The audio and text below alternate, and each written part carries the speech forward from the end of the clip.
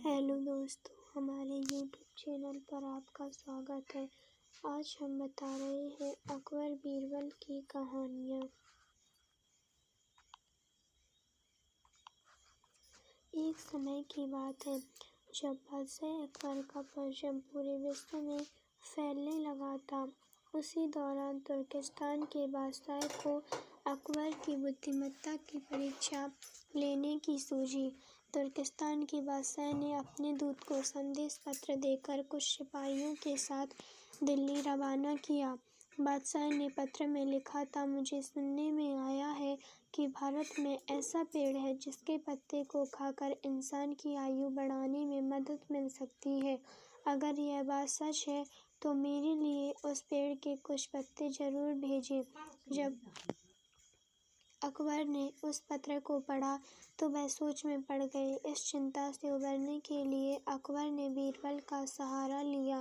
बीरबल की सलाह पर बादशाह अकबर ने तुर्किस्तान से आए सिपाहियों और दूत को कैद करने का आदेश दिया। सिपाही और दूत के कैदखाने में कई दिन बीत जाने के बाद अकबर और बीरबल एक दिन उनसे मिलने गए। अकबर और बीरबल को आते देखकर वो सोचने लगे कि उन्हें रिहाई मिल जाएगी, लेकिन ऐसा नहीं हुआ। बादशाह अकबर जब उनके पास पहुंचे तो उन्होंने दूत से कहा, जब तक इस किले की एक दो ईंट गिर नहीं जाती तब तक आप लोगों को आज़ाद नहीं करेंगे। ऐसा होने तक आप सभी के लिए यहाँ खाने पीने का पूरा इंतजाम किया जाएगा। इतना कहकर बादशाह अकबर और बीरबल वहाँ से चले गए।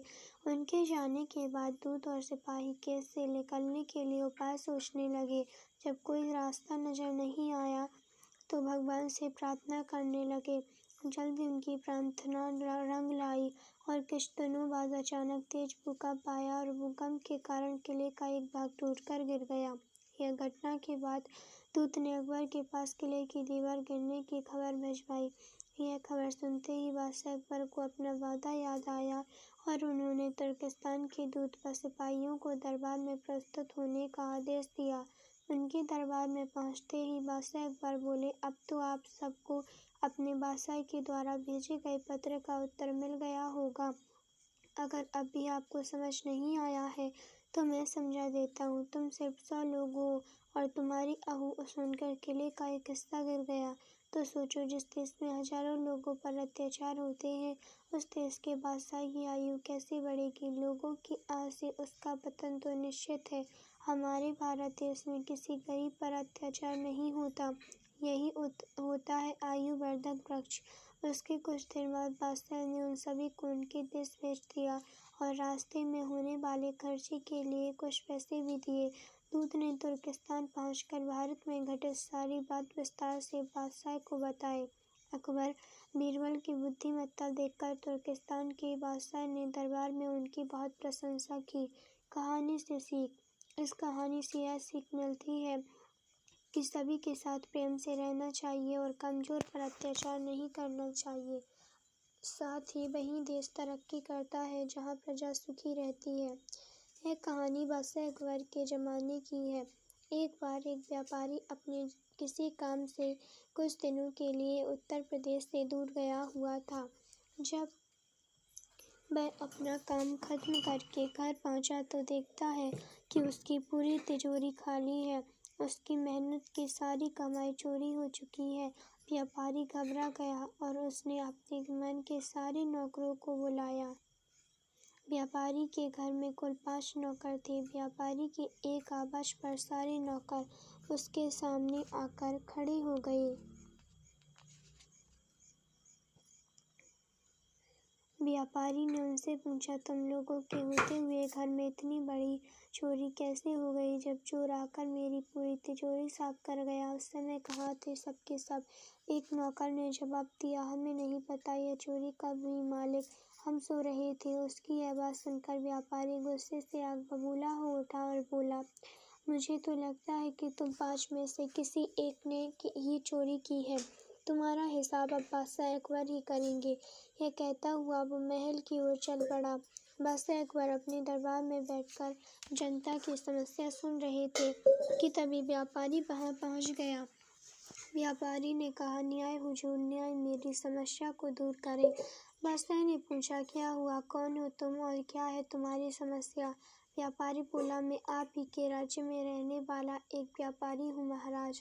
एक जरूरी काम से कुछ दिनों के लिए प्रदेश से बाहर गया था। जब वापस आया तो मेरी सारी तिजोरी लुट चुकी थी। मैं बर्बाद हो गया हूँ, जो मेरी मदद करे। यह सुनकर बादशाह ने व्यापारी से कुछ सवाल पूछे, जैसे कितना सामान चोरी हुआ, क्या उसे किसी पर शक है आदि। सवालों के बाद जब मिलने के बाद अकबर ने व्यापारी पर मामला बीरबल को सौंप दिया और कहा कि असली चोर को पकड़ने में बीरबल उसकी मदद करेंगे। अगले दिन बीरबल व्यापारी के घर पहुंचे। उन्होंने सभी नौकरों को बुलाया और उनसे पूछा कि चोरी की रात वे सभी कहाँ थे। सभी ने कहा कि वो व्यापारी के घर में ही रहते हैं और उस रात भी व्यापारी के घर में ही सो रहे थे। बीरबल ने उनकी बात मान ली और कहा, आप सभी को परेशान होने की जरूरत नहीं है। मेरे हाथ में ये 5 जादुई लकड़ियाँ हैं। मैं आप सभी को एक एक लकड़ी दूंगा। जो भी चोर होगा उसकी लकड़ी आज रात को इंच लंबी हो जाएगी और चोर पकड़ा जाएगा। हम सभी कल यही मिलेंगे। यह कह बीरबल ने सबसे हाथ में एक लकड़ी पकड़ाई और वहाँ से चल गए। दिन ढल गया। अगले दिन बीरबल फिर से व्यापारी के घर पहुंचे और उन्होंने सभी नौकरों को अपनी अपनी लकड़ी के साथ बुलाया। जब बीरबल ने सबकी लकड़ी देखी तो उन्होंने देखा कि एक नौकर की लकड़ी 2 इंच छोटी है। बस फिर क्या था, बीरबल ने तुरंत सिपाहियों को उस नौकर को पकड़ने का आदेश दिया। व्यापारी इस पूरी घटना को समझ नहीं पाया और असमंजस से बीरबल की तरफ देखने लगा। बीरबल ने व्यापारी को समझाया कि कोई लकड़ी जादुई नहीं थी, लेकिन चोर को इस बात का डर था कि कहीं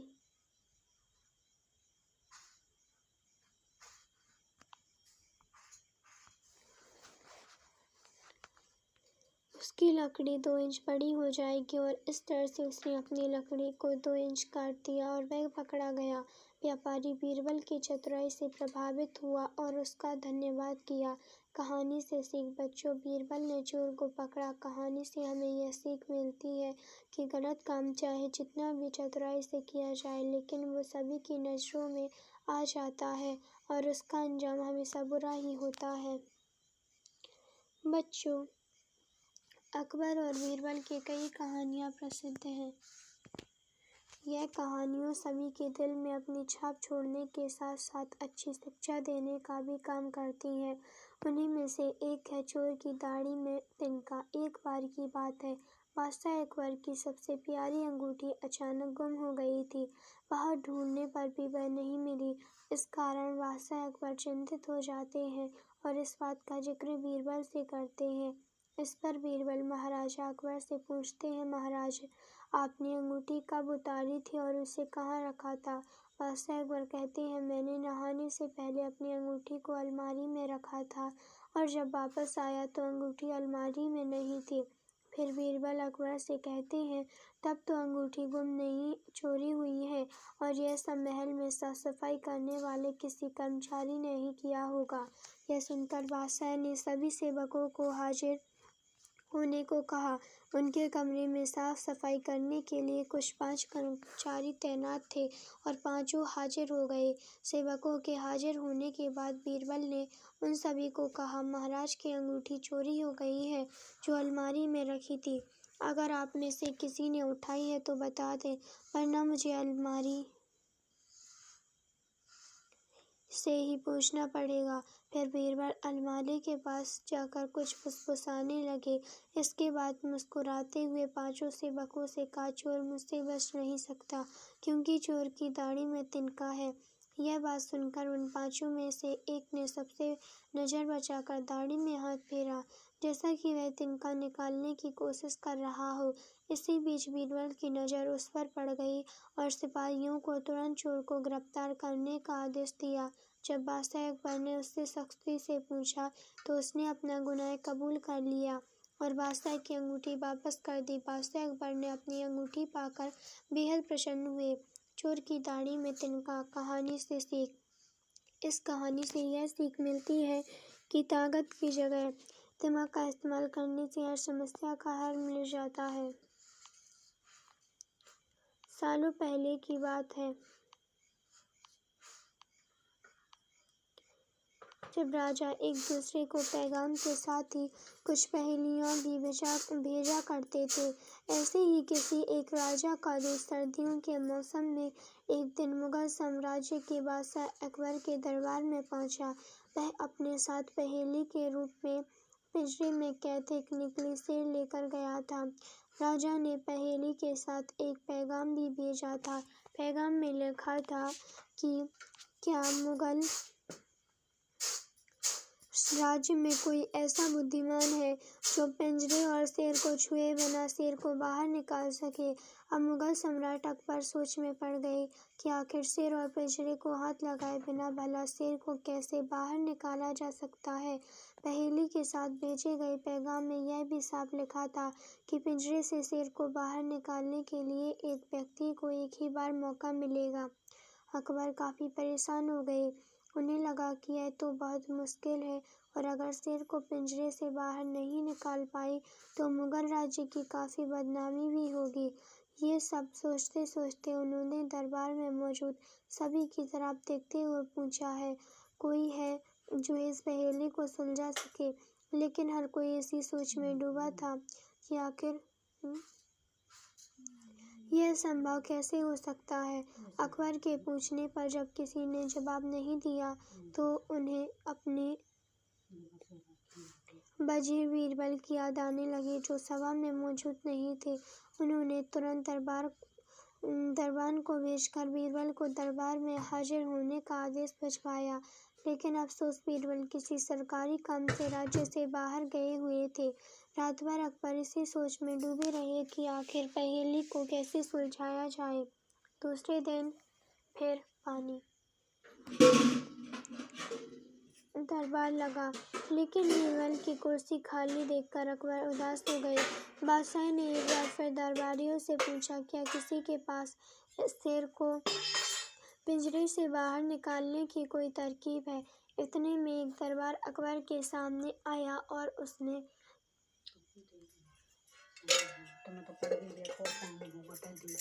शेर को पिंजरे से निकालने की कोशिश की, लेकिन वो नाकामयाब रहा।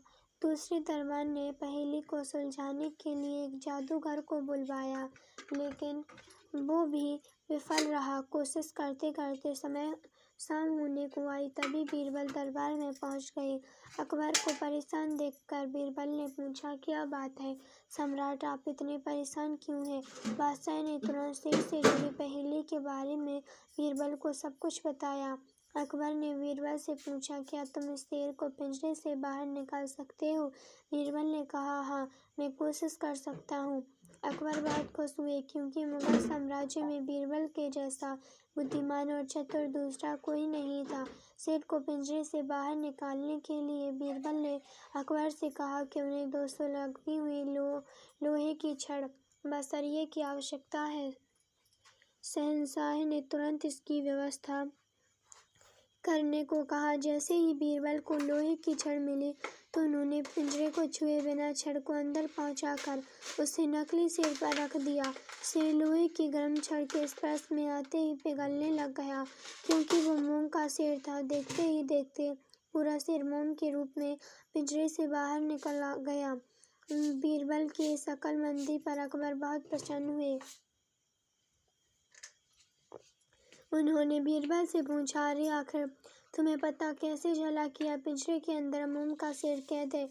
बीरबल ने बड़ी ही नम्रता से जवाब दिया, हजूर, बस शेर को गौर से देखने की जरूरत थी। मैंने जब पहेली के बारे में जानने के बाद उसे गौर से देखा तो लगा कि यह मोम का शेर हो सकता है। साथ ही राजा ने यह भी नहीं बताया था कि शेर को कैसे बाहर निकालना है, तो मैंने उसे पिघलाकर बाहर निकाल दिया। इधर दरबार में बीरबल की जय जयकार होने लगी। उधर पहेली लेकर अकबर के दरबार पहुंचा राजदूत अपने राज्य वापस लौट गया और बीरबल के इस कारनामे के बारे में राजा को बताया। कहा जाता है कि उस दिन के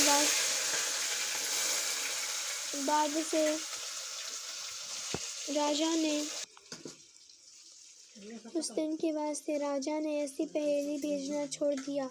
मोम का शेर कहानी से सीख। अक्लमंदी से सब कुछ संभव है। हर जगह बल नहीं बल्कि बुद्धि का प्रयोग किया जाना चाहिए। दिमाग से हर समस्या का समाधान हो सकता है। चतुराई और बुद्धि के सही इस्तेमाल के लिए बीरबल के किस्से खूब मशहूर हैं। बादशाह अकबर के ऊपर आई मुसीबतों को बीरबल हमेशा चुटकियों में सुलझा देते थे। सिर्फ असल जिंदगी की परेशानी ही नहीं बल्कि बादशाह के सपनों की गुत्थियों का जवाब भी बीरबल के पास होता था। ऐसा ही एक किस्सा है बादशाह के अजीब सपने का। आइए आपको सुनाते हैं पूरी कहानी। एक बार की बात है जब बादशाह अकबर गहरी नींद से अचानक उठ गए और फिर रात भर सो नहीं सके। वो बेहद परेशान थे क्योंकि उन्होंने अजीब सा सपना देखा था जिसका मतलब वो समझ नहीं पा रहे थे। उन्होंने देखा कि उनके एक के बाद एक सारे दांत गिरते चले गए और आखिर में सिर्फ एक ही दांत बचा। इस सपने से वह इतने चिंतित हुए कि उन्होंने इसके बारे में सभा में चर्चा करने के बारे में सोचा। अगले दिन सभा में पहुंचते ही अकबर ने अपने विश्वसनीय मंत्रियों को सपना सुनाया और सभी से राय मांगी। सभी ने उन्हें सुझाव दिया कि इस बारे में किसी ज्योतिष से बात करके सपने का मतलब समझना चाहिए। बादशाह को भी यह बात सही लगी। अगले दिन उन्होंने दरबार में विद्वान ज्योतिषों को बुलाया और अपना सपना सुनाया। इसके बाद सभी ज्योतिषों ने आपस में विचार विमर्श किया। फिर उन्होंने बादशाह से कहा, जहाँपनाह, इस सपने का एक ही मतलब निकलता है कि आपके सभी रिश्तेदार आपसे पहले ही मर जाएंगे।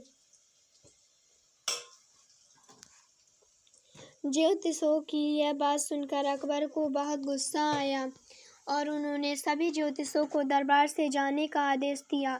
उन सभी के जाने के बाद बादशाह अकबर ने बीरबल को बुलाया और कहा, बीरबल, तुम्हारे अनुसार हमारे सपने का मतलब क्या होगा? बीरबल ने कहा, हुजूर, मेरे हिसाब से आपके सपने का मतलब यह था कि आपके सभी रिश्तेदारों से आपकी उम्र सबसे ज़्यादा होगी और आप उन सभी से ज़्यादा समय तक जीते रहेंगे।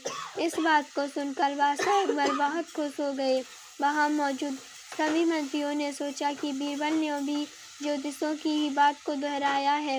इतने में बीरबल ने उन मंत्रियों से कहा कि देखो, बात वही थी, बस कहने का तरीका अलग था। बात को हमेशा सही तरीके से सामने रखा जाना चाहिए। मंत्रियों को इतना कहकर बीरबल सभा से चले गए। कहानी से सीख, किसी भी बात को बोलने का एक सही तरीका होता है। विचलित करने वाली बात को भी सही तरीके से कहा जाए तो उसका बुरा नहीं लगता। इसी वजह से बात को हमेशा सही तरीका और सलीके से रखा जाना चाहिए। बीरबल की चतुराई से बादशाह अकबर और सभी दरबार परिचित थे। फिर भी अकबर बीरबल की चतुराई का परीक्षा लेते रहते थे। ऐसे ही एक सुबह बादशाह अकबर ने बीरबल को बुलाया और बगीचे में घूमने के लिए चले गए। वहाँ पर बहुत सारे पक्षी आवाज कर रहे थे। अचानक बादशाह अकबर की नज़र एक कौवे पर पड़ी और उनके मन में शरारत सूझी। उन्होंने बीरबल से कहा, मैं ये जानना चाहता हूँ कि हमारे राज्य में कुल कितने कौवे हैं। यह सवाल थोड़ा अटपटा जरूर था, लेकिन फिर भी बीरबल ने कहा, महाराज, मैं आपके इस प्रश्न का जवाब दे सकता हूँ, लेकिन मुझे थोड़ा समय चाहिए। अकबर ने मन ही मन मुस्कुराते हुए बीरबल को समय दे दिया। कुछ दिनों के बाद बीरबल दरबार में आए और शहंशाह अकबर से पूछा, बोलो बीरबल, कितने कौवे हैं हमारे राज्य में? बीरबल बोले, महाराज, हमारे राज्य में करीब 323 कौवे हैं। यह सुनते ही सभी दरबारी बीरबल को देखने लगे। फिर बादशाह अकबर बोले, अगर हमारे राज्य में कौवों की संख्या इससे ज़्यादा हुई तो? बीरबल बोले, हो सकता है कि महाराज कुछ कौवे हमारे राज्य में अपने रिश्तेदारों के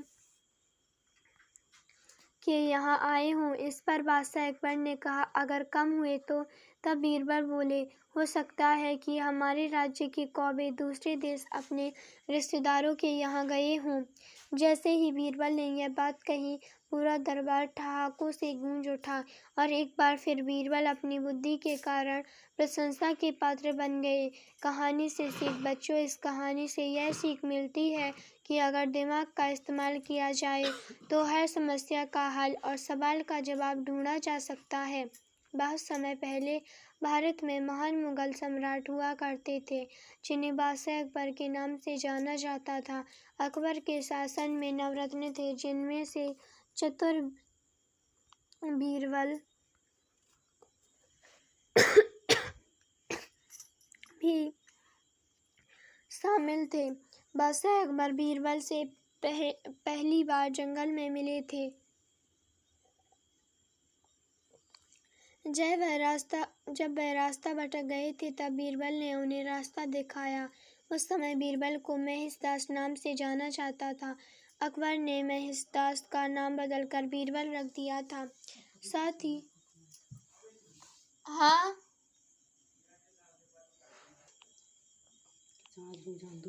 ही बीरबल विशेष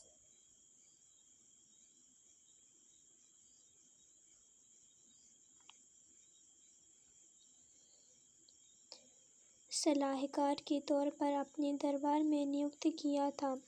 क्योंकि बीरबल अधिक बुद्धिमान थे, वह अपने ज्ञान और चतुराई से हर सवाल और उलझन का हल निकाल दिया करते थे। बीरबल बेहद कम समय में महाराजा अकबर के चहेते सलाहकार बन गए थे। इस बात से उनके सभा के अन्य मंत्री और महामंत्री बीरबल से जला करते थे।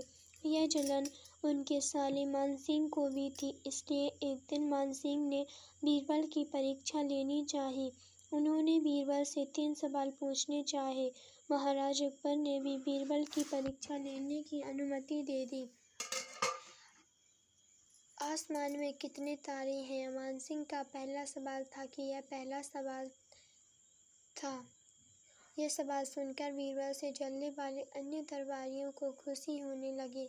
महाराजा अकबर भी सोचने लगे कि क्या बीरबल इसका जवाब दे पाएंगे। बीरबल ने मुस्कुराते हुए कहा, इसका जवाब तो बहुत ही आसान है, और दरबार में एक भेड़ को लाकर कहा, जितने इस भेड़ में बाल हैं उतने ही आसमान में तारे हैं। अगर मानसिंह जी को अभी भी संदेह है तो भेड़ के बाल और आसमान के तारे गिनकर तुलना कर सकते हैं। बीरबल की चतुराई देखकर बादशाह अकबर मुस्कुराए और कहा, क्यों मानसिंह जी, आप गिनकर तुलना करना चाहते हैं? धरती का केंद्र कहाँ है? मानसिंह का अगला सवाल सुनकर बीरबल ने तुरंत जवाब दिया, जहाँ आप खड़े हैं वहीं धरती का केंद्र है। महाराज अकबर और अन्य दरबारी बीरबल के जवाब को समझ नहीं पा रहे थे। फिर जहाँ मानसिंह खड़े थे वहाँ बीरबल ने एक रेखा खींचकर लोहे की छड़ गाड़ दी और कहा, यही धरती का केंद्र है। अगर किसी को मेरी बात पर यकीन ना हो तो वह खुद धरती को माप सकता है। बीरबल की चतुराई देखकर मानसिंह सोच में पड़ गए थे। फिर मानसिंह ने एक पहेली को सुलझाने के लिए कहा। मानसिंह का तीसरा सवाल एक परख है। सुंदर मूरत जो देखे वो उसी की सूरत, फिक्र पहेली पाई ना, बूझन लागा आई ना। बीरबल पहेली को दोहराते हुए उसके बारे में गौर से सोचने लगे।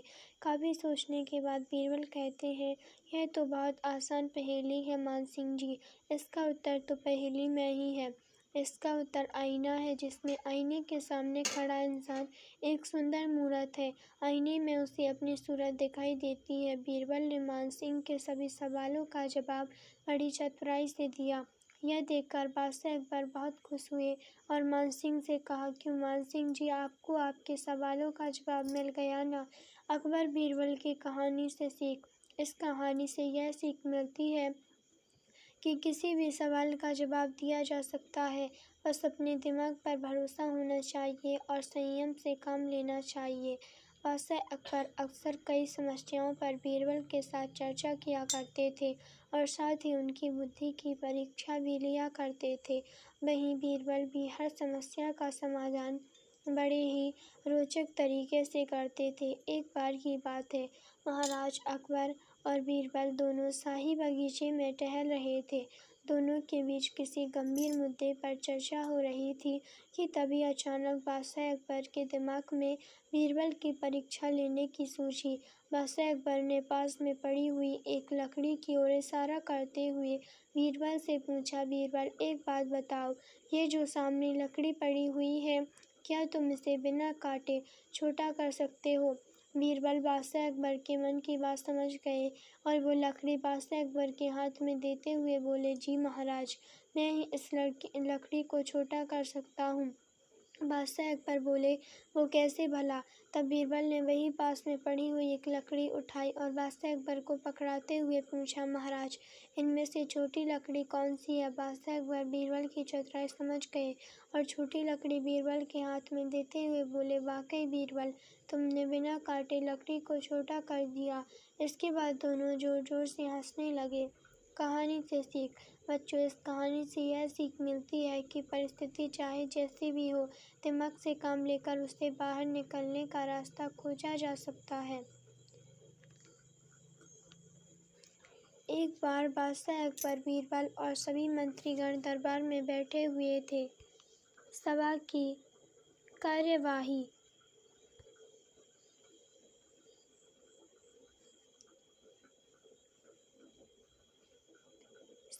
कार्यवाही चल रही थी। एक एक करके राज्य के लोग अपनी समस्याएं लेकर दरबार में आ रहे थे। इसी बीच वहां एक व्यक्ति दरबार में पहुंचा। उसके हाथ में एक मर्तबान था। सभी उस मर्तबान की ओर देख रहे थे। तभी अकबर ने उस व्यक्ति से पूछा, क्या है इस मर्तबान में? उसने कहा, महाराज, इसमें चीनी और रेत का मिश्रण है। अकबर ने फिर पूछा, किस लिए? तब दरबारी ने कहा, गलती माफ़ हो महाराज, लेकिन मैंने बीरबल की बुद्धिमत्ता के कई किस्से सुने हैं। मैं उनकी परीक्षा लेना चाहता हूँ। मैं यह चाहता हूँ कि बीरबल इस रेत में से बिना पानी का इस्तेमाल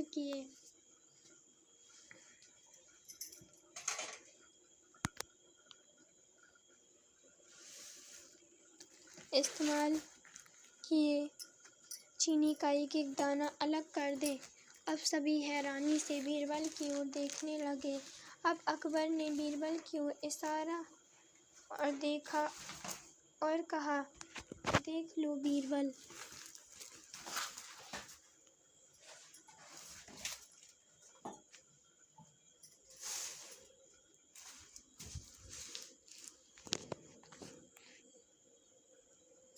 अब तुम कैसे इस व्यक्ति के सामने अपनी बुद्धिमानी का परिचय दोगे? बीरबल ने मुस्कुराते हुए कहा, महाराज, हो जाएगा, यह तो मेरे बाएं हाथ का काम है।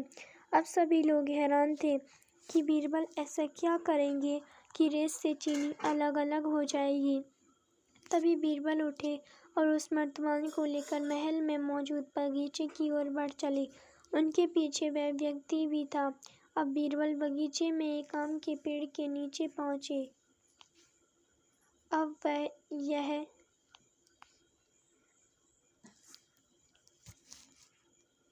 मर्तबान में मौजूद रेत और चीनी के मिश्रण को एक आम के पेड़ के चारों तरफ फैलाने लगे। तभी उस व्यक्ति ने पूछा, अरे, यह क्या कर रहे हो? इस पर बीरबल ने कहा कि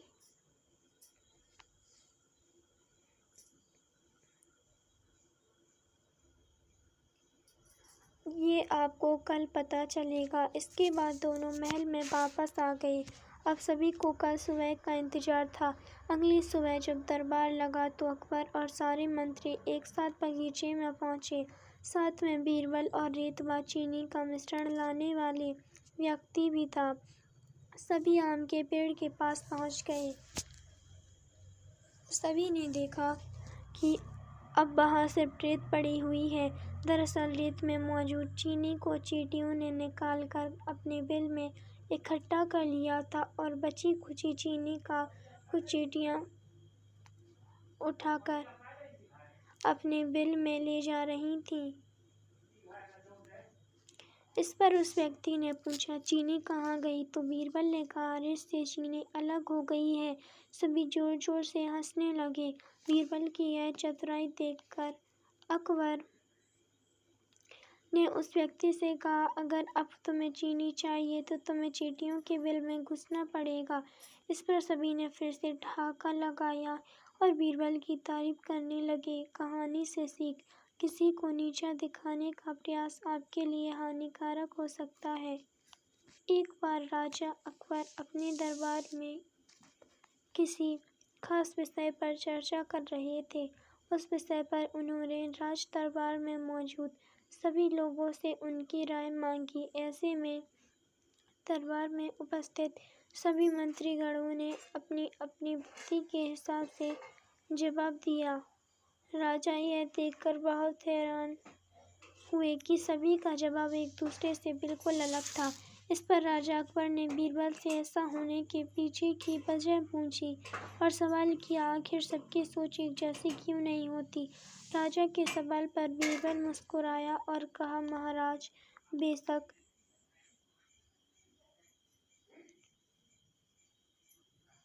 लोगों की सोच एक दूसरे से कई मामलों में अलग होती है, मगर कुछ खास विषयों पर सबकी सोच एक जैसी ही होती है। बीरबल की इस बात के साथ दरबार की कार्यवाही समाप्त होती है और सभी अपना अपना काम करने के लिए चले जाते हैं। उसी शाम राजा अकबर बीरबल के साथ अपने बाग में टहलने जाते हैं। तब वो दोबारा वही सवाल दोहराते हैं, बीरबल, मैंने तुमसे पूछा था कि सबकी सोच एक जैसी क्यों नहीं होती।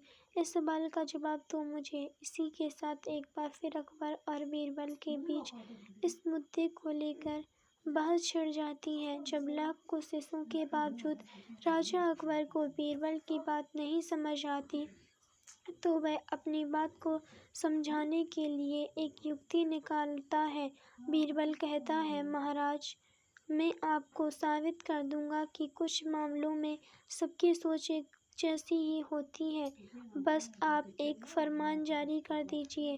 फरमान यह होगा कि आने वाली अमावस्या की रात को सभी अपने अपने घर से एक एक लोटा दूध लाकर आपके बाग में बने सूखे कुएं में डालेंगे और इस फरमान को न मानने वाले को सख्त से सख्त सजा दी जाएगी। वैसे तो राजा अकबर को बीरबल की यह बात मूर्खता वाली लगती है, लेकिन वह बीरबल के कहे अनुसार शाही फरमान जारी करवा देते हैं।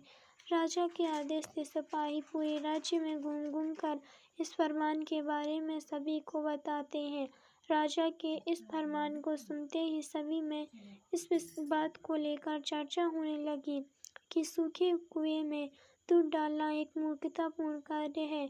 फिर भी राजा का फरमान था तो मानना सभी को था। सभी अमावस्या की रात का इंतजार करने लगे। देखते देखते अमावस्या की रात भी आ गई और सभी अपने अपने घर से एक एक भरा लोटा लेकर कुएं के पास जमा हो जाते हैं। बारी बारी सभी कुएं में लोटा पलटकर अपने अपने घर की ओर चले जाते हैं। यह सारा नजारा राजा अकबर और बीरबल छिपकर देख रहे थे। जब सभी अपना लोटा कुएं में पलटकर चले जाते हैं, तो बीरबल राजा अकबर को कुएं के नजदीक ले जाते हैं और कहते हैं, महाराज, देखिए, क्या आपके फरमान से कुआं दूध से भर गया। बीरबल की बात पर राजा अकबर कुएं में झांक कर देखते हैं कि कुआं ऊपर तक पानी से भरा हुआ है। यह देखकर उन्हें बहुत आश्चर्य होता है और वे नाराज भी होते हैं। राजा अकबर बीरबल से कहते हैं, मैंने तो कुएं में दूध डालने का फरमान जारी किया था, फिर कुआं दूध की जगह पानी से क्यों भरा गया। राजा के सवाल पर बीरबल मुस्कुराते हुए कहता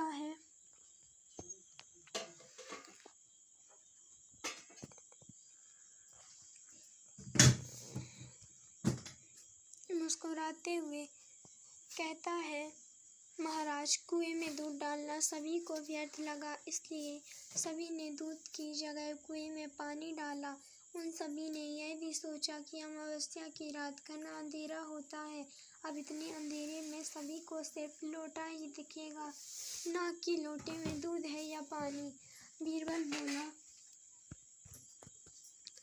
महाराज, इस बात से स्पष्ट होता है कि कुछ मामलों में सभी लोगों की सोच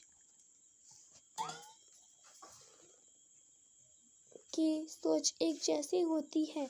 अब अकबर बीरबल की बात अच्छे से समझ आ गई थी। इस कहानी से यह सीख मिलती है कि एक जैसी व्यक्तिगत स्थिति होने पर सभी की सोच एक जैसी हो सकती है। एक समय की बात है, बादशाह अकबर ने अपनी बेगम के जन्मदिन के लिए बहुत ही खूबसूरत और बेशकीमती हार बनवाया था। जब जन्मदिन आया तो बादशाह अकबर ने वह हार अपनी बेगम को तोहफे में दे दिया।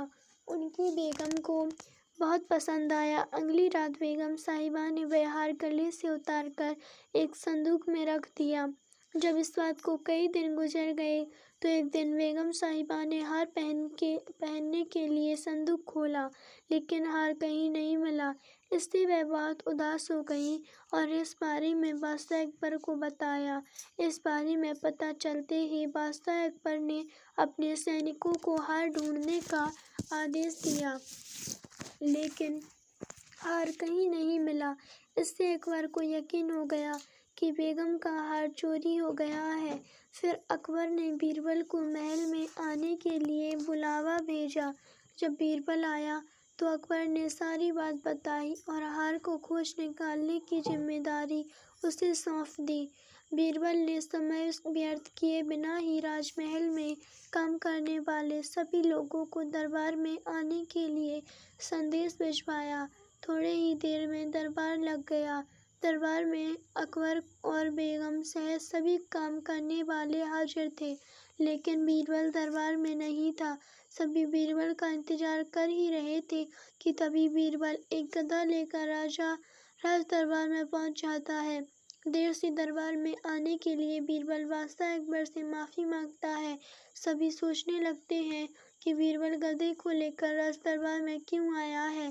फिर बीरबल बताता है कि यह गधा उसका दोस्त है और उसके पास जादुई शक्ति है। यह शाही हार चुराने वाले का नाम बता सकता है। इसके बाद बीरबल जादुई गधे को सबसे नज़दीक वाले कमरे में ले जाकर बांध देता है और कहता है कि सभी एक एक करके कमरे में जाएं और गधे की पूंछ पकड़कर चिल्लाएं, जहाँपनाह मैंने चोरी नहीं की है। साथ ही बीरबल कहता है कि आप सभी की आवाज़ दरबार तक आनी चाहिए। सभी की पूंछ पकड़कर चिल्लाने के बाद आखिर में गधा बताएगा कि चोरी किसने की है। इसके बाद सभी कमरे के बाहर एक लाइन में खड़े हो गए और एक एक करके सभी ने कमरे में जाना शुरू कर दिया। जो भी कमरे के अंदर जाता तो पूंछ पकड़कर चिल्लाना शुरू कर देता, जहाँपनाह मैंने चोरी नहीं की है। जब सभी का नंबर आ जाता है तो अंत में बीरबल कमरे में जाता है और कुछ देर बाद कमरे से बाहर आ जाता है। फिर बीरबल सभी काम करने वालों के पास जाकर उन्हें दोनों हाथ सामने करने को बोलता है और एक एक करके सभी के हाथ सूंघने लगता है। बीरबल की इस हरकत को देखकर सभी हैरान हो जाते हैं। ऐसे ही सूंघते सूंघते एक काम करने वाले का हाथ पकड़कर बीरबल जोर से बोलता है, जहाँपनाह इसने चोरी की है। ये सुनकर अकबर बीरबल से कहते हैं, तुम इतने यकीन के साथ कैसे कह सकते हो कि चोरी इस सेवक ने ही की है? क्या तुम्हें जादुई गधे ने इसका नाम बताया है? तब बीरबल बोलता है, जहाँपनाह यह गधा जादुई नहीं है, यह बाकी गधों की तरह साधारण ही है। बस मैंने इस गधे की पूंछ पर एक खास तरह का इत्र लगाया है। सभी सेवकों ने गधे की पूंछ को पकड़ा, बस इस चोर को छोड़कर, इसलिए इसके हाथ से इत्र की खुशबू नहीं आ रही है। फिर चोर को पकड़ लिया गया और उससे चोरी के सभी सामान के साथ ही बेगम का हार भी बरामद के लिए लिया गया। बीरबल की शकलबंदी के सभी ने सराहना की और बेगम ने खुश होकर बादशाह अकबर से उसे उपहार भी दिलवाया। कहानी से सीख। इस कहानी से यह सीख मिलती है कि बुरे काम को कितना भी छुपाने की कोशिश करो, एक दिन सबको पता चल ही जाता है। इसलिए बुरे काम नहीं करने चाहिए। एक बार की बात है, रोज की ही तरह बादशाह अकबर दरबार में बैठकर अपनी प्रजा की समस्याएं सुन रहे थे। सभी लोग अपनी अपनी समस्याएं लेकर बादशाह के सामने हाजिर हो रहे थे और सभी राघव व केशव नाम के दो पड़ोसी अपनी समस्या लेकर दरबार में आए। इन दोनों की समस्या की जड़ था इन दोनों घर के बीच मौजूद फलों से लबालब भरा आम का पेड़। मामला आम के पेड़ के मालिकाना हक को लेकर था। राघव कह रहा था कि पेड़ उसका है और केशव झूठ बोल रहा है। वही केशव का कहना था कि वह पेड़ का असली मालिक है और राघव झूठ बोल रहा है। पेड़ एक और मालिक दो का मामला बहुत उलझा हुआ था और दोनों में से कोई भी हार मानने को तैयार नहीं था। दोनों पक्षों की बातें सुनकर और सोच विचार करने के बाद बादशाह अकबर ने यह मामला अपने नवरत्नों में से एक बीरबल को सौंप दिया। मामले को सुलझाने और सच्चाई का पता लगाने के लिए बीरबल ने एक नाटक रचा। उस शाम बीरबल ने दो सिपाहियों से कहा कि वे राघव के घर जाएं और कहें कि उसके आम के पेड़ से आम चोरी हो रहे हैं। उन्होंने दो सिपाहियों को केशव के घर जाकर भी यह संदेश देने को कहा। साथ ही बीरबल ने कहा कि यह संदेश देने के बाद वो उनके घर के पीछे छिपकर देखे कि राघव और केशव क्या करते हैं। बीरबल ने यह भी कहा कि राघव और केशव को पता नहीं लगना चाहिए कि तुम उनके घर आम की चोरी की सूचना लेकर जा रहे हो।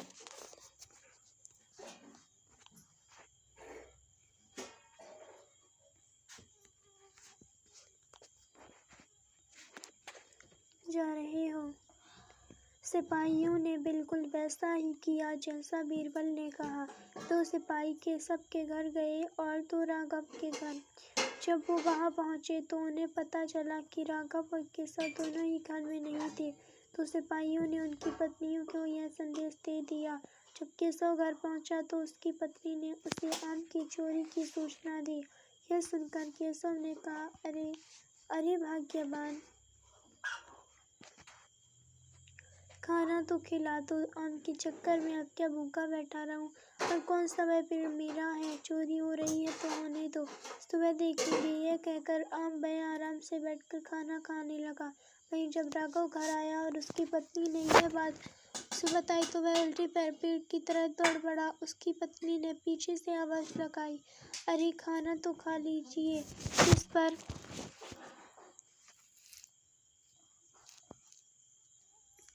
राघव ने कहा, खाना तो सुबह भी खा सकता हूँ, लेकिन अगर आज आम चोरी हो गए तो मेरे पूरे साल की मेहनत पर पानी फिर जाएगा। सिपाहियों ने दोनों के घर के बाहर छिपकर यह सारा नजारा देखा और वापस दरबार जाकर बीरबल को बताया। अगले दिन दोनों फिर से दरबार में हाजिर हुए।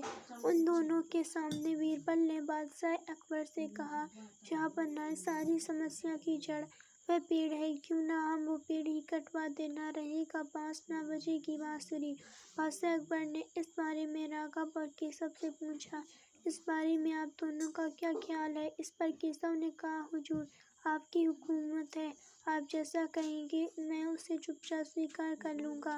वहीं राघव ने कहा, मालिक, मैंने 7 वर्ष तक उस पेड़ को सींचा है, आप चाहें तो उसे केशव को दे दीजिए, लेकिन कृपा करके उसे कटवाएं ना, मैं आपके आगे हाथ जोड़ता हूँ। उन दोनों की बात सुनकर बादशाह अकबर ने बीरबल की तरह देखा और कहा, अब आपका क्या कहना है बीरबल।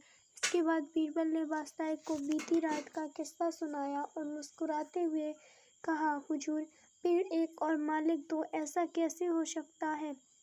कल रात हुई घटना और आज हुई इस घटना के बाद ये साबित हो चुका है कि राघव ही पेड़ का असली मालिक है और केशव झूठ बोल रहा है। ये सुनकर बादशाह ने बीरबल को शाबाशी दी। उन्होंने अपने हक के खातिर लड़ने के लिए राघव को बधाई दी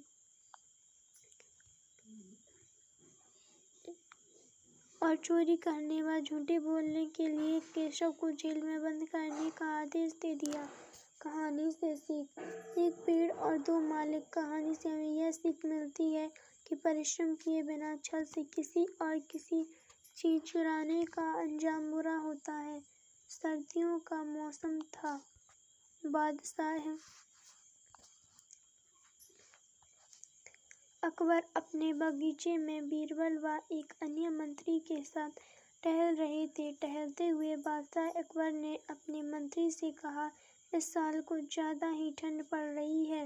महल से बाहर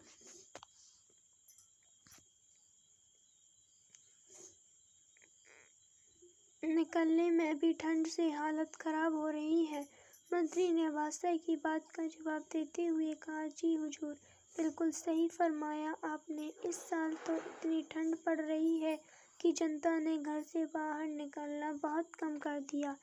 टहलते टहलते बादशाह अकबर बगीचे में बने तालाब के किनारे जा पहुँचे। जैसे ही उन्होंने अपना हाथ पानी में डाला, उन्हें एहसास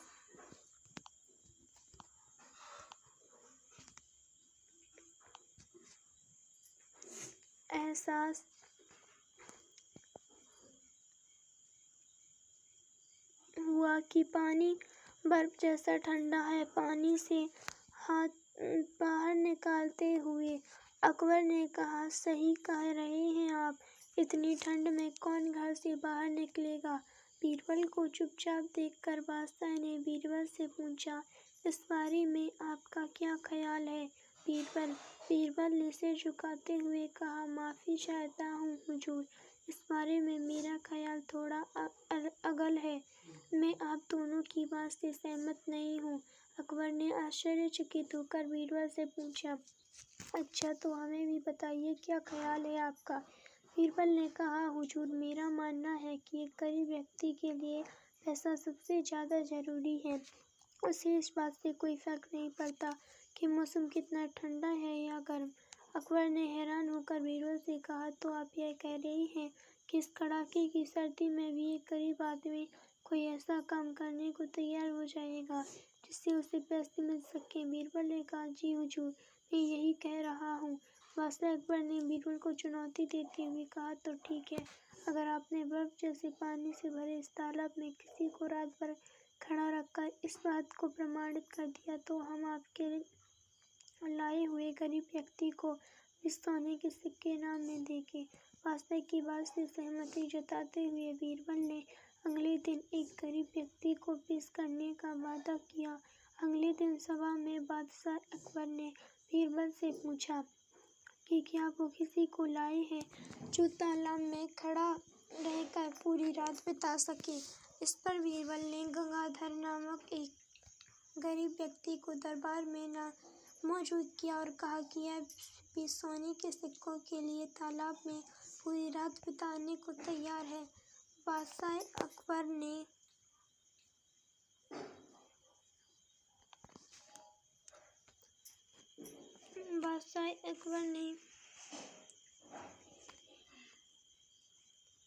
सभा समाप्त करते हुए कहा कि ठीक है, तो सिपाही इस व्यक्ति की रात भर निगरानी करेंगे। अगले दिन फिर से दरबार लगा और बादशाह ने बीरबल से गंगाधर के बारे में पूछा।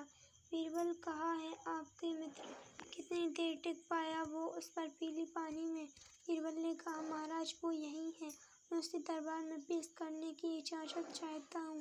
बादशाह की इजाज़त मिलते ही बीरबल ने गंगाधर को दरबार में बुलाया। बादशाह अकबर ने गंगाधर को शाबाशी देते हुए कहा, हमें इस बात पर यकीन नहीं हो रहा है कि तुम पूरी रात उस बर्फ जैसे पानी में रहे हो और आज हमारे सामने सही सलामत खड़े हो। यह तुमने कैसे किया, पूरी सभा को बताओ। गंगाधर ने कहा, महाराज, शुरुआत में तो यह बहुत मुश्किल था, लेकिन कुछ समय बाद मुझे महल की एक खिड़की पर एक दिया जलता नजर आया। उस दिए को देखते हुए मैंने सारी रात बिता दी। बादशाह अकबर ने चौंककर कहा, यह तो धोखा है, तुमने हमारे महल के जलते दिए की गर्मी से सारी रात बिता ली। फरेबी, तुम्हारी इस धोखे के लिए हम तुम्हें सजा नहीं दे रहे हैं, लेकिन तुम अब इस इनाम के हकदार भी नहीं हो। यह कहते हुए अकबर ने सिपाहियों से गंगाधर को महल से बाहर ले जाने को कह दिया और सभा समाप्त करके अपने कमरे में चले गए।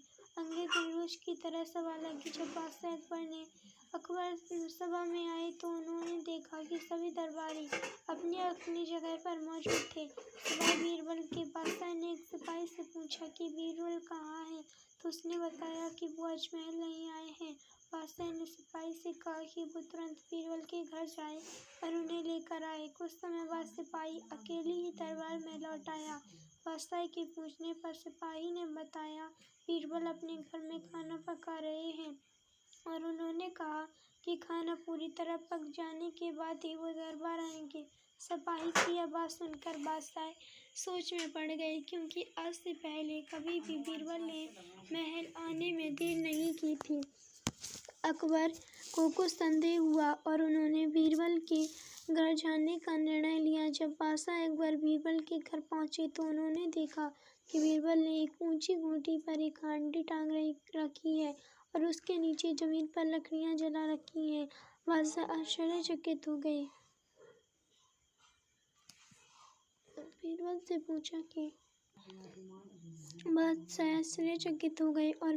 पूछा कि वह क्या कर रहे हैं। इस पर बीरबल ने जवाब दिया कि वह अपने भोजन के लिए खिचड़ी पका रहे हैं।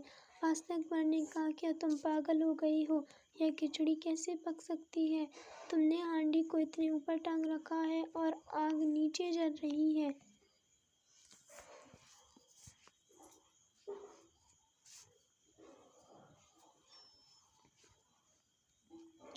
इस बात पर ऐसे में खिचड़ी पकने के लिए हांडी तक गर्मी कैसे पहुंचेगी? इस बात पर बीरबल ने बहुत आराम से के साथ बादशाह से कहा, क्यों नहीं पहुंचेगी हुजूर? जब महल की खिड़की पर रखे एक दिए से गंगाधर को गर्मी मिल सकती है तो मेरी खिचड़ी की हांडी तो फिर भी आग के बहुत नजदीक है। बीरबल की बात सुनकर बादशाह हैरान हो गए और मुस्कुराते हुए कहा, हम तुम्हारी बात अच्छी तरह समझ गए बीरबल। इसके बाद उन्होंने गंगाधर को महल में बुलवाया और उसे 20 सोने के सिक्कों का इनाम दिया। बीरबल की चतुराई के लिए उन्होंने बीरबल को भी इनाम दिया। कहानी से सीख। बच्चों, बीरबल की खिचड़ी की कहानी से हमें यह सीख मिलती है कि दूसरों की सफलता के पीछे किए गए परिश्रम को जाने बगैर उनके बारे में राय नहीं बनानी चाहिए।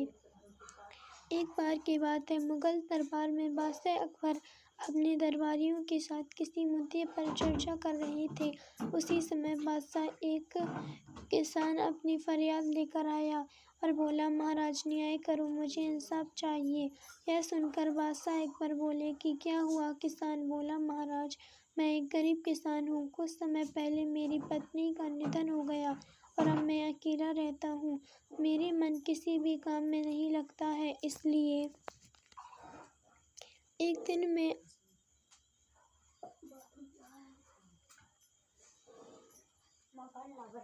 काजी साहब के पास गया। उन्होंने मन की शांति के लिए मुझे यहाँ से काफ़ी दूर स्थित एक दरगाह में जाने के लिए कहा। उनकी बात से प्रभावित होकर मैं दरगाह जाने के लिए तैयार हो गया हूँ, लेकिन साथ ही मुझे इतने वर्षों तक मेहनत करके कमाए सोने के सिक्कों के चोरी होने की चिंता सताने लगी। जब मैंने यह बात काजी साहब को बताई तो उन्होंने कहा कि वह सोने के सिक्कों की सुरक्षा करेंगे और उसके वापस आने पर लौटा देंगे। इस पर मैंने सभी सिक्के एक थैली में डालकर उन्हें दे दिए। एहतियात के तौर पर काजी साहब ने मुझे थैली पर मुहर लगाने को कहा। बादशाह अकबर बोले, अच्छा तो फिर क्या हुआ? किसान ने कहा, महाराज मैंने मुहर लगाकर थैली उन्हें दे दी और दरगाह के दर्शन करने यात्रा पर चला गया। फिर जब कुछ दिनों के बाद वापस आया तो काजी साहब ने थैली वापस दे दी। मैं थैली लेकर घर लौटा और उसे खोला तो उसमें सोने के सिक्कों की जगह पत्थर थे। मैंने इस बारे में काजी साहब से पूछा तो उन्होंने गुस्से में कहा कि तुम मुझ पर चोरी का इल्जाम लगाते हो। इतना कहकर उन्होंने अपने नौकरों को बुलाया और मुझे मार मार कर वहाँ से भगा दिया। किसान ने रोते हुए कहा, महाराज मेरे पास जमा पूंजी के नाम पर बस वही सोने के सिक्के थे। मेरे साथ न्याय करें महाराज। किसान की बात सुनकर बादशाह अकबर ने बीरबल को मामला सुलझाने के लिए कहा। बीरबल ने किसान के हाथों से थैली लेकर उसे अंदर से देखा और महाराज से थोड़ा सा समय मांगा। शहंशाह अकबर ने बीरबल को 2 दिन का समय दिया। घर जाकर बीरबल ने एक फटा हुआ कुर्ता अपने नौकर को दिया और कहा, इसे अच्छे से रफू करवा कर लाओ। नौकर कुर्ता लेकर चला गया और कुछ देर बाद उसे रफू करवा कर वापस आ गया। बीरबल कुर्ते देखकर खुश हो गए। कुर्ता इस प्रकार से रफू किया गया था कि मानो फटा ही ना हो। यह देखकर बीरबल ने नौकर से उस दर्जी को बुलाकर लाने को कहा। नौकर कुछ ही देर में दर्जी को लेकर आ गया। बीरबल ने उससे कुछ पूछा और वापस भेज दिया। अगले दिन बीरबल दरबार पहुंची और सैनिक से काजी व किसान दोनों को दरबार में लेकर आने का आदेश दिया। कुछ ही देर में सैनिक काजी व किसान को लेकर साथ ले आया। इसके बाद बीरबल ने सैनिक से दर्जी को बुलाने के लिए कहा। यह सुनते ही काजी के होश उड़ गए। दर्जी के आते ही बीरबल ने उससे पूछा, क्या काजी ने तुम्हें कुछ सिलने के लिए दिया था? तब दर्जी ने कहा, कुछ महीने पहले मैंने इनकी सिक्कों वाली थैली को सिया था। इसके बाद जब बीरबल ने जोर देकर काजी से पूछा तो उसने डर के मारे सब कुछ सच सच बता दिया। काजी ने कहा, महाराज, मैं एक साथ इतने सारे सोने के सिक्के देखकर लालची हो गया था, मुझे माफ़ कर दो। बादशाह अकबर ने काजी को आदेश दिया कि वह किसान को उसके सोने के सिक्के लौटाए और साथ ही काजी को 1 वर्ष कारावास की सज़ा सुनाई। इसके बाद एक बार फिर सभी ने बीरबल की बुद्धि की भूरी भूरी प्रशंसा की। कहानी से सीख, कभी लालच नहीं करना चाहिए और न ही किसी के साथ धोखा करना चाहिए। गलत काम के बदले एक न एक दिन सज़ा जरूर भुगतनी पड़ती है। एक बार की बात है, राजा अकबर अपने दरबार में बैठकर कुछ विचार कर रहे थे। तभी उन्हें अचानक ख्याल आता है कि उनकी दाढ़ी और बाल काफ़ी बढ़ गए हैं।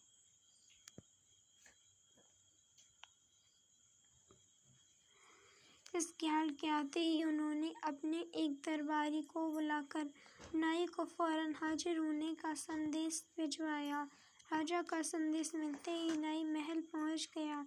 महल पहुंचकर नाई राजा की हजामत बना ही रहा था कि कहीं से एक कौवा वहां आकर बैठ जाता है और कां कां करने लगता है। राजा अकबर नाई से पूछते हैं, यह कौवा कां कां क्यों कर रहा है? इस पर नाई जवाब देता है, यह आपके पूर्वजों का हाल चाल बताने आया है। नाई के इतना कहते ही राजा अकबर आश्चर्य से पूछते हैं, तो बताओ फिर यह क्या कह रहा है? राजा के इस सवाल पर नाई कहता है, यह कौवा कहता है कि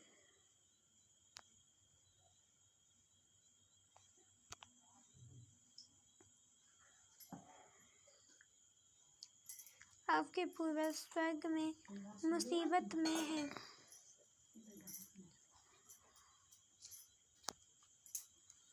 और काफ़ी परेशान हैं। उनका हाल चाल लेने के लिए आपको अपने किसी करीबी को स्वर्ग भेजना चाहिए। नाई की यह बात सुनकर राजा अकबर और भी हैरान हो जाते हैं। राजा अकबर आश्चर्य से नाई से पूछते हैं, आखिर किस इंसान को जिंदा स्वर्ग में कैसे भेजा जा सकता है? राजा के इस सवाल पर नाई जवाब देता है, महाराज, मेरी नज़र में एक पुरोहित है जो इस काम को अंजाम दे सकता है। बस आप इस काम के लिए अपने किसी करीबी को स्वर्ग जाने के लिए राजी कर लीजिए। नाई के इस आश्वासन पर राजा अकबर तैयार हो जाते हैं और दरबार में अपने सभी करीबी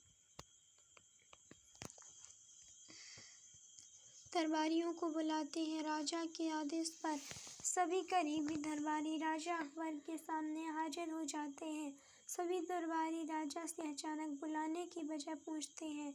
इस पर राजा उन्हें नाई के साथ हुई सारी बात सुनाते हैं।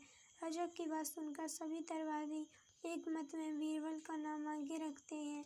दरबारी कहते हैं कि स्वर्ग जाकर पूर्वजों का हालचाल लेने के लिए बीरबल से उचित व्यक्ति और कोई नहीं हो सकता, क्योंकि बीरबल हम सब में सबसे ज़्यादा बुद्धिमान और चतुर है। इसलिए स्वर्ग में आपके पूर्वजों का हाल चाल लेकर वह उनकी परेशानी का हल आसानी से निकाल सकता है। राजा अकबर दरबारियों की इस सलाह को मानते हुए बीरबल को स्वर्ग भेजने की तैयारी करने लगते हैं। इस बात का पता चलते ही बीरबल शहंशाह अकबर के पुरोहित को बुलाकर स्वर्ग भेजने की